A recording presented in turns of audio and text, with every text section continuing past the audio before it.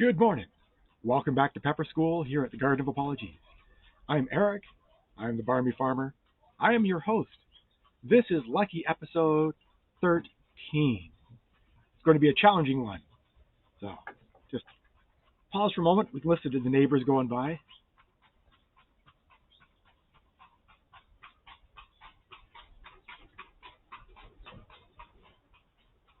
A lot of traffic this morning. All right. Anyway, now that the buggy has passed, let's get on to today. Today is going to be the most challenging episode we've done so far. Let me show you what I've got here for peppers on today's exciting ledger. So we start off with a Datil pepper. It's a good starting point here. Then we move on to a Testanera. From there, we have a Hydra pepper. Then there is a golden Carolina Reaper, a chocolate Carolina Reaper, and if you know, you know, it's a Reaper Beast Peach. This is going to be a challenging episode. So let's just get right on into it. So first off, we have the Datil pepper. Let me frame me up a little bit here. Awesome. So Datil, this is a pepper from St. Augustine, Florida. It's been grown there for 100 years or so. It's a bit of a variation on a habanero. So everything's a chinense today. So it's straight into the hot category. But these run about 100 to 300,000 Scoville heat units. So it's a habanero heat, but it's kind of at the lower end of a habanero. Let's get her sliced here.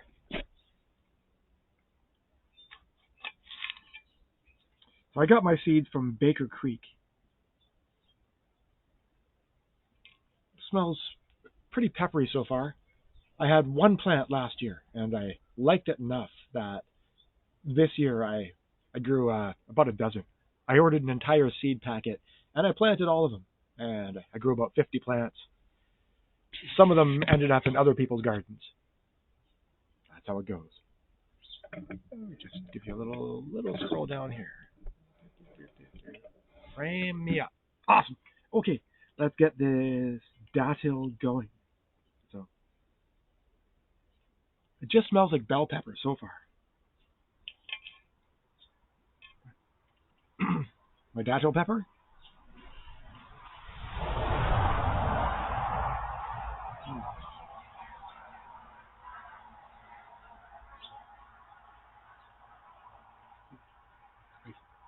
That's why I grew that again this year. The one plant wasn't enough. It's a very fruity pepper.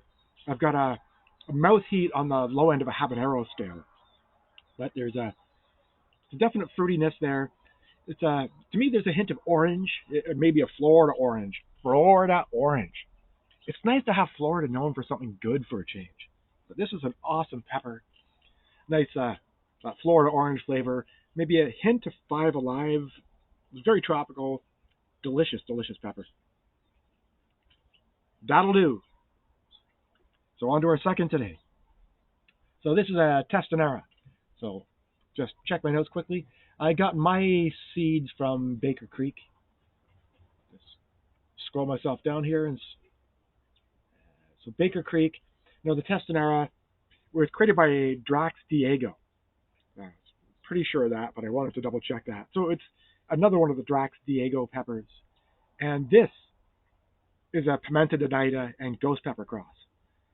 You find those genetics in quite a lot of peppers. I have my own cross that you'll be seeing coming up in an episode or two. But I think the most famous examples outside of the Testanera are the Hallows Eve pepper and the pockmarked peach. They all have basically the same genetics. This one grows on a black plant with a black pod that then ripens out to red. The Hallows Eve is sort of black, dark purple. It has similarly dark pods that then ripen into the purple patina on the outside and a sort of golden amber color through the cracks. Very similar to a Puma pepper, but quite a bit hotter. Another neighbor. And the pockmarked peach. It has that same sort of blush of purple around the gnarly on the outside and down through all the cracks. It's a deep, deep pink. But let's try the Testanera. Let's have a look at it here. So, and I'm lying to you about Baker Creek. I got these from White Hot Seeds, or White Hot Peppers. Ooh, I can smell that right away. And this was rated as one of the better super hot peppers. It definitely has that the perfuminess from any of the ghost pepper style peppers. Let's see how we do for heat. Never tried this one before.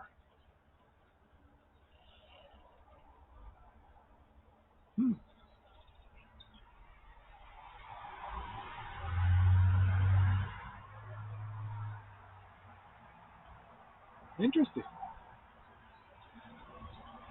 The immediate mouth heat there, that's I'd say about a ghost pepper level. It doesn't have the ghost creep, but it's just an immediate heat. And there's the fruitiness there. I'm not sure what kind of fruit I was tasting, but it's on the tropical side, and that's a nice pepper. Be an awesome ghost pepper substitute. It's got a delicious flavor without the bitterness that you get with the ghosts. Well done, Drax Diego. Terrific pepper there. All right, the third in our series today is a Hydra. So I know this is a cross between a Sepia serpent and a ghost pepper. No crap, I'm lying to you. So a Sepia serpent. So the Sepia serpent is a cross between a 7-pot Douglas and a Butch T scorpion. So you've got some good fire there. And then the Sepia serpent is crossed with a Carolina Reaper to make the Hydra pepper. So let's have a look at it here. So the Testanera pepper runs about 1 million Scoville heat units. So a little lighter than a ghost. And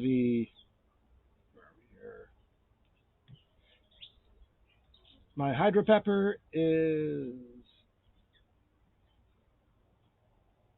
there. So Hydra, I got these seeds from Atomic Pepper Seeds. So it's very open there. It's a lot of capsaicin oils, very slight pith, not a lot of seeds. This is a little pod. Let me see how I handle the Hydra.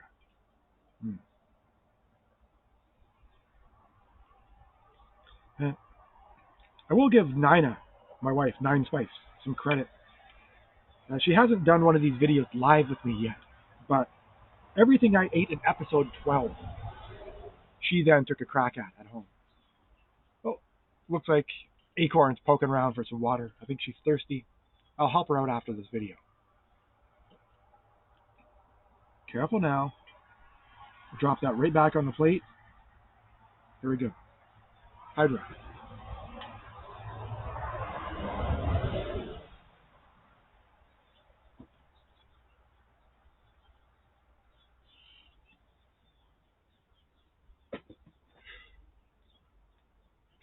Yep, there it is.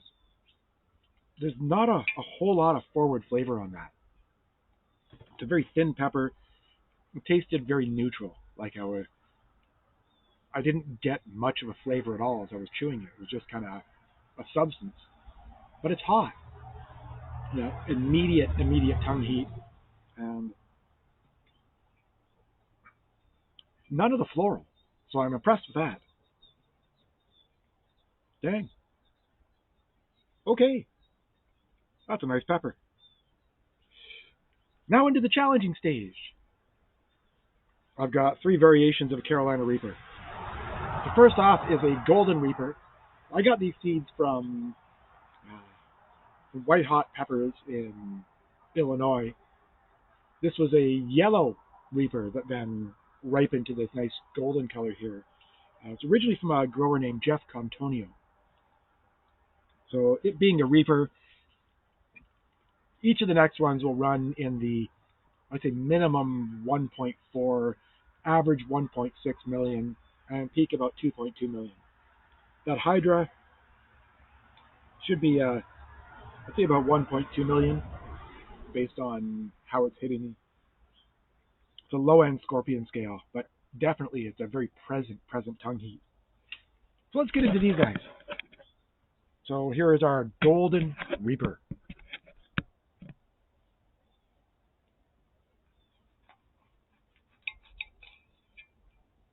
Oh my goodness, look at that pith. There's a lot going on in there. See, it's a very pale pod with the color just on the very outskirts. See what we have under this pith here.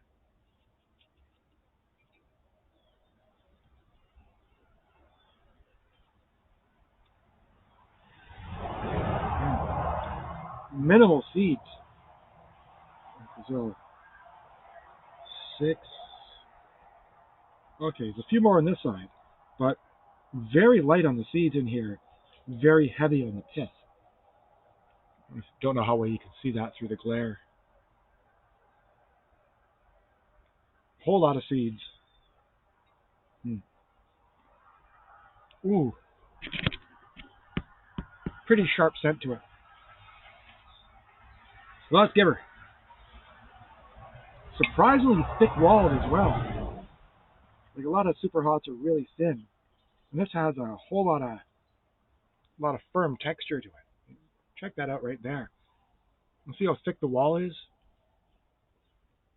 That is much thicker than you expect for a super hot.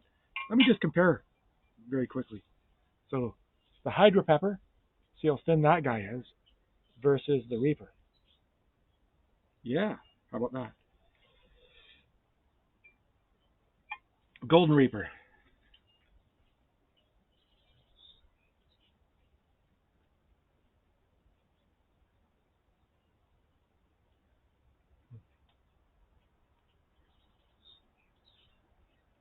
Yeah. That's pretty much what I expected. It's right up front with a hint of sweetness, and then a little bit of floral, but immediate heat. Less floral than I was expecting it would have. But that does feel like a Reaper heat because it's growing. It's definitely growing. Ooh, excuse me. Terrific breakfast. It's right now 8:41 a.m. as I'm eating these peppers. What a killer start to a day. You take your cornflakes, the hell with those. I'm eating peppers. Speaking of which, look at this gnarly little guy here. This is a chocolate Carolina Reaper. Again, naturally occurring variant, so it's hard to pick out exactly where the first chocolate was found. But these are my own seeds. I've been growing out for a few years. I think I got the chocolate seeds originally when I was working with a couple of farmers down in Crediton, Ontario. Jordana and Terry. We swapped some Reapers back and forth a couple of years. Oh. Okay. Let me show you the inside of this guy here. Wow.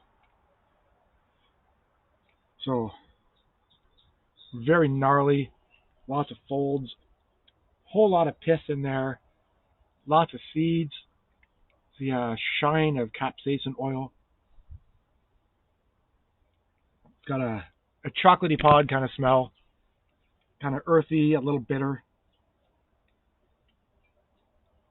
And it's got about the same wall thickness as the Golden Reaper. Maybe slightly thinner.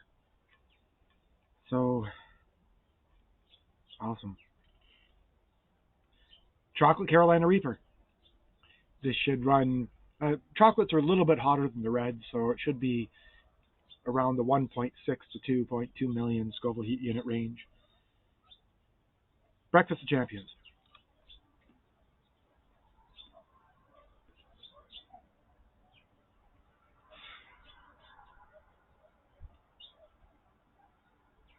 Oh, chocolate pods.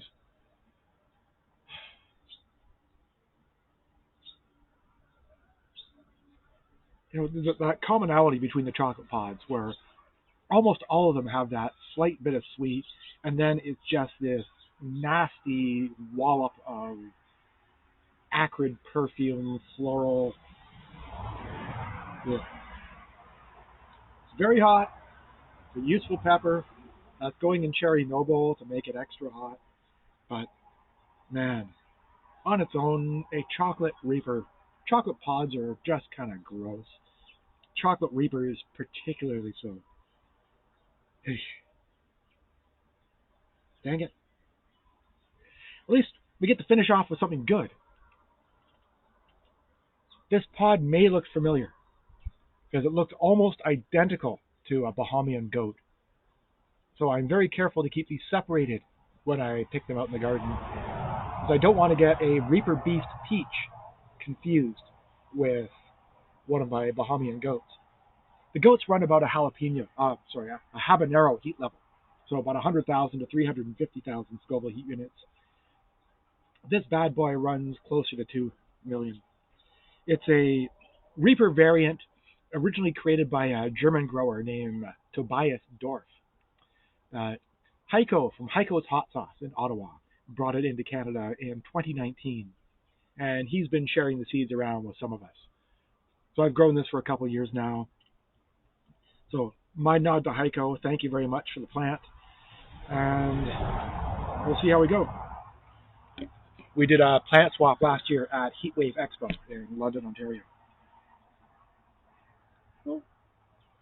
Hello, Louise.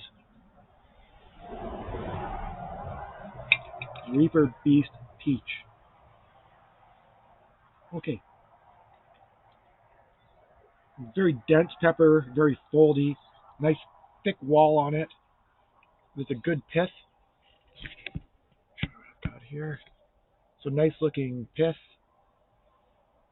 So there's a lot of underformed seeds down at the bottom that give you a little of that black speckling. And let's see how we look up here at the top side. Wow. So that pith just popped right out. But look at the seeds and look at the veining on that. This came right out of the center there. All right.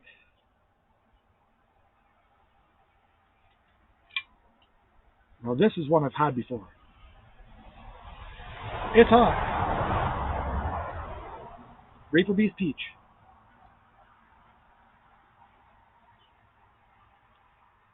Man. What a good tasting pod. Yeah. And while we're doing this here, Acorns just made the run up the tree. There she is. We've got the weird squirrels here in the Garden of Apologies. But hey, back to me for now. Nice. So, coming on the tails of the Golden Reaper and the Chocolate Reaper, all of the heat sort of blending in together on me here, and it's hard to gauge just how hot this is. That said, the flavor on it is particularly nice. It tastes almost like a Bahamian goat, with the notes of peach and some mandarin orange, definite sweet fruitiness there. But that is a definite heat. It's really, yeah, it's got me with a little bit of hiccup happening here. That's going to be another great pepper. I believe Heiko uses it in his pumpkin pyro seasonal sauce. So have a look for it there. Or have a look for it in this year's Cherry Noble coming up in a couple weeks when we hit our harvest. All right. So 6 more peppers for today. This is episode 13. Again, I am Erik, the Barmy Farmer here at the Garden of Apologies. This has been Pepper School. Thank you again for watching. I hope you're having as much fun as I am. And I will be back soon with another 6 peppers for you. please like and subscribe if you haven't already. And if you share with your friends, maybe they'll think you're cool.